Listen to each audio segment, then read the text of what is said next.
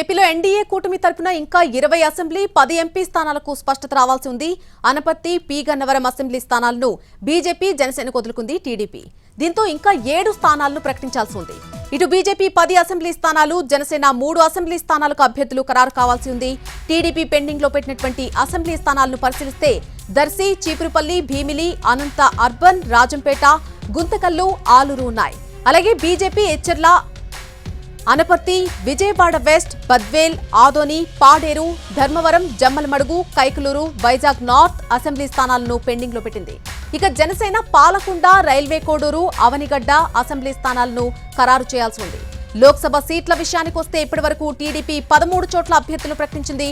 మరో 4 చోట్ల ఇంకా ప్రకటించాల్సి ఉంది. అయితే టీడీపీ పోటీ చేసే స్థానాలను బీజేపీ కోరుతూ ఉండడంతో ప్రతిష్టంభన నెలకొంది. దీనిపై ఇంకా కసరత్తు జరుగుతోంది. అనంతపురం, రాజంపేట, కడప, ఒంగోలు ఎంపీ స్థానాలను టీడీపీ ప్రకటించాల్సి ఉంది. విజయనగరం, అనకాపల్లి, రాజమండ్రి, అరకు, తిరుపతి, నరసాపురం లోక్సభ స్థానాలను బీజేపీ పెండింగ్ లో పెట్టింది. రాజంపేట లోక్సభ కూడా ఇవ్వాలని బీజేపీ కోరుతోంది. విజయనగరం బదులు రాజంపేట లేదా అనంత ఇవ్వాలని అడుగుతోంది.